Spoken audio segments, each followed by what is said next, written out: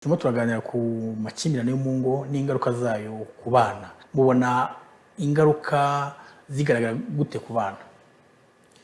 Amakimbirane yo mu ngo buriya navuga ko abayagwamo cyane n'abana, kubera ko buriya ingaruka ziboneka mu byiciro byose, haba nyine no mu babyeyi, umuryango muri rusange, ariko buriya abana bo navuga ko bagirwaho ingaruka zikubye kenshi nk'inshuro 10 wenda ugereranyije z'abantu bakuru.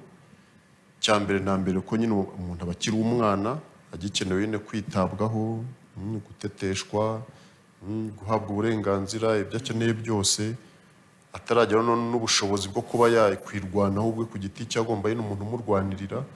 Ari nacyo gituma umuntu w'umwana nyine no mu mategeko hari ibyo ataba yemerewe, noneho no mu buzima busanzwe abantu bakaba bati ni umwana, ibyinshi agomba kubikorerwa n'ababyeyi.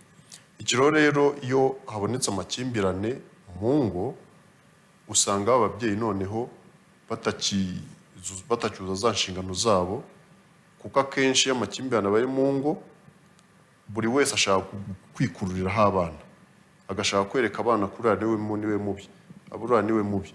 Noneho bikarangira akenshi abana bacitse no mu bice bibiri, bamwe bakajya ku mugabo abandi bakajya ku mugore, cyangwa se bagahengamira kuri umwe. None urumva iyo abana bo rero bahengamiye kuri umwe, ya makimbirane agira imbaraga nyinshi cyane, kuko noneho muri ya makimbirane umuntu asigara arwana n'uwo bashakanye, akanarwana n'abana. Undi nawe agasigara arwana n'uwo bashakanye, ariko ashyira imbaraga mu gukura abana. Ibi rero bituma abana nyine babihomberamo, kuko ababyeyi ntibaba bacyuza za nshingano zabo, ahubwo baba bari mu kubarwanisha nyine, babagize intwaro zo guhangana hagati yabo. Ndetse niyo bitangiye kugera mu nkiko, usanga umwe ari gushaka nyine ngo abikure kugira ngo azabone imitungo, avuge ko ari ubarera, ibintu nk'ibyo. None ugasanga ko abana ahubwo nabo binjijwe muri urwo rugamba, ari abamarayika, ari gukomeza muri urwo rugamba. Uzatsinda cyangwa uzatsindwa n'urwo rugamba, akenshi azaza adashobora kuzuza inshingano nk'uko babandi bari kubikora. Ikindi cya kabiri, tubona mu mibare tugenda tubona, duhabwa n'ubushakashatsi butandukanye. Ndibuka uyu mwaka ushize wa 2025 urangira, batubwiraga ko gatanya zabonetse mu buryo bwemewe n'amategeko, wasaga zisaga 2674 niba nibuka neza. Urumva ni hafi 3000 mu mwaka umwe. Ariko iyo ugiye mu muryango nyarwanda, usanga umuryango wenda hari papa na mama, wenda n'abana nka 4 cyangwa 5. Byumvikane ko muri za ngo hafi 3000 zisenyutse, zabonyemo gatanya, ubwo umugabo n'umugore ntibakibana, ubwo urakuba 5 ubone abana 10,015, noneho bihuye n'ibibazo. Urumva umubare ubaye mwinshi. Ariko ngiye nkanongeraho ko burya izi gatanya batubwira, hari gatanya zitajya mu mategeko. Hari gatanya nyine umuntu avuga ati niko zubakwa, bakaba bari mu nzu ariko batari ku gitanda kimwe. Ubwo n'abana nabwo bacitsemo ibicubwa, umwe arira hari undi akarira hariya. Hari gatanya umwe ava mu nzu akagenda ariko ntibabijyane mu mategeko. Hari gatanya abantu biyumvikanira gusa. Hakaba na gatanya noneho navuga ziteye na gatanya zanga umuntu yishe mugenzi we cyangwa yamukomeje yagize gute. Urumva nabo baratandukana, ariko ugasanga zo ntizibarwe muri za zindi batubwiye. Ku buryo bishyize mu mibare wasanga ingo zirimo amakimbirane cyangwa zinatandukana ari nyinshi, n'umubare w'abana wo kubagerwaho n'ibyo bibazo bakaba benshi cyane. Hari ikintu umugenzi wanjye yagarutseho, numva nakongeraho cyane cyane ko kigira ingaruka ku bana cyane. Buriya turebye hari ibibazo natwe nk'abanyarwanda twiteye. Ndibuka nyuma ya jenoside yakorewe abatutsi 1994, hari ibintu twarebereye n'amaso yacu, wenda twari bakuru. Ugasanga urabona abana bajagaraye mu muhanda, tugatangira kubita amayibobo, ariko ugasanga icyo gihe abantu wenda bari kwirukanka mu iterambere ry'igihugu, kongera gushyiraho serivisi ibice, ariko ugasanga 1995 na 1996 mbere y'2000 hari abana bo mu muhanda benshi cyane. Ariko ubu nyine hashize imyaka 30 irenga, abana bafite imyaka 5, 10, bafite 35, 40. Ubu no kuvuga ni wubatse ingo z'iki gihe. Ni uvuga ngo rero mu byo turi kuganira hano, tunibuke ko hari ingo ubu turi kuganiraho ariko zubatswe na bariya abantu batigeze babona urukundo rwo mu muryango, bariya abantu batazi umuryango icyo ari cyo ariko bakaba barubatse umuryango.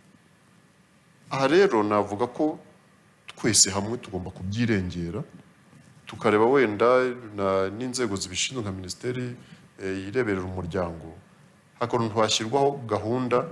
Mujya mubona nko mu ishuri, mu mashuri y'abantu bize, hari igihe habaho gahunda bita ngo kacapu, yo kugira wenda nk'umwana utaratsinze neza muri vakansi wenda akaba yasubira ku ishuri akiga, cyangwa se akaba nk'umwana ubona wenda atari gutsinda neza, ukaba wamushakiye umwarimu ugaruka wenda kujya agira icyo amugezaho kugira ngo amushyire kuri gahunda y'abandi.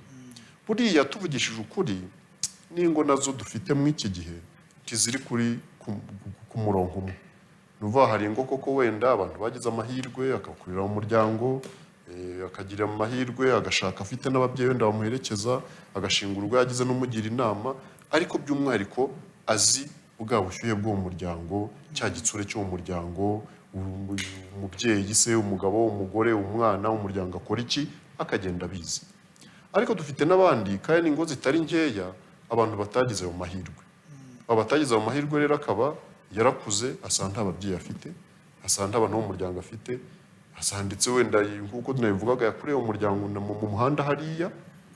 Hari utaragize amahirwe rero kumenya umuryango nyine wubaka ute, ese za nshingano z'umugore n'umugabo mu muryango ni izihe, none ugasanga ari kwishakisha nyine. Urumva rero koko hari igihe azahura n'umuntu ku bana bikanga, cyangwa se akaba n'uwa mbere bikananirana, uwa kabiri wenda bikananirana, wenda bigakunda nko ku wa gatatu cyangwa uwa kane. Aha rero numva rero twese biratureba. Hari koko amakimbirane ashobora kubaho kubera umuntu atabigizemo uruhare, ariko hari n'amakimbirane ashobora kuba umuntu yabigizemo uruhare. Aha rero wenda ayo umuntu yagiramo uruhare, bigatuma ukuntu umuntu yayirinda, yareba ukuntu yagerageza kwitwara neza, cyane cyane ko buriya njye nemeza ndashidikanya ko kubaka urugo burya njye mvuga ko nta n'imyaka bigira. Burya upfa kuba warenze imyaka y'ubwana ufite imyaka 18. Burya umuntu ufite imyaka 18 hano mu Rwanda tubona ko abana b'imyaka 18 baba bari kurangiza amashuri yisumbuye. Burya umuntu ufite diplome yasinyweho n'ubuyobozi bwa leta, iyo diplome ikaba yajya kumuhesha akazi, akaba yagakora agahembwa, burya umuntu aba ari mukuru mu bitekerezo. Numva rero umuntu ufite imyaka y'ubukure yagombye guherekezwa, ariko mu byo aherekezwamo hakaba no kumukangurira ko nawe ari mukuru akabimenya. Igituma bivuze ni iki?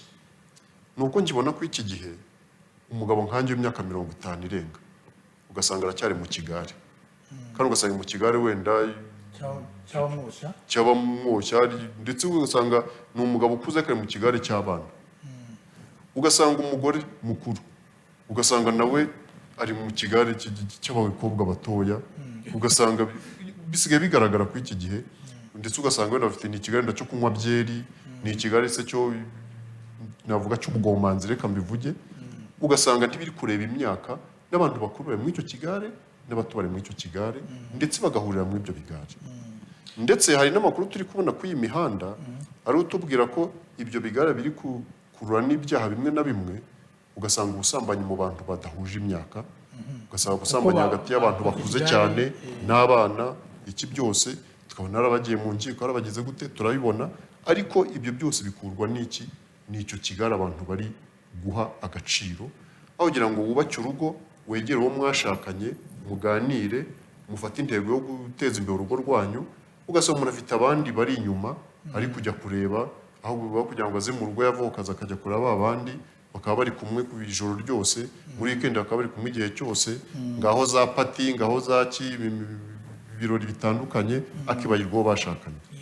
Aha rero ndagira ngo ngaruke kwa aka kantu, nkangurire abagabo n'abagore, cyane cyane abagabo n'abagore bubatse ingo, ko buriya byanze bikunze umuntu yashaka yakwima amatwi abashaka kumwaka wa mwanya wo kuba umuryango ngo ajye kuwukoresha hanze, ahubwo agaha amatwi abantu bari kumugira inama cyangwa bari kuzana gahunda ariko zikorerwa mu muryango.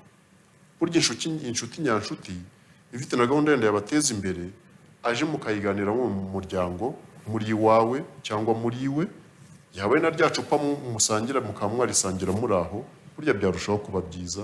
Ndetse byanaba byiza n'abo mwashakanye bakaba bahari.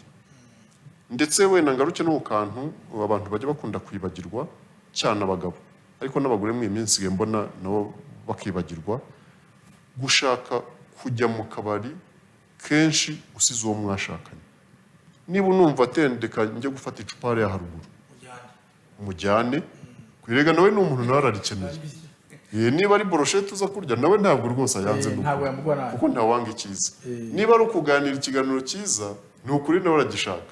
Ni ukuvuga ngo rero bibaye byiza abantu gahunda bakora, zaba izo mu rugo zaba izo hanze y'urugo, yari ukuntu azinjizamo n'uwo bashakanye, ndetse bya byiza n'abana bakazijyamo. Niba ari ugusohoka bakajyana, niba ari ugukina, niba ari gukora siporo, niba ari kugira gute, ibintu byose bakaba bari kumwe, byarinda ya makimbirane, kuko byakongera none ya rukuruzi ituma n'urukundo ruba rwinshi cyane.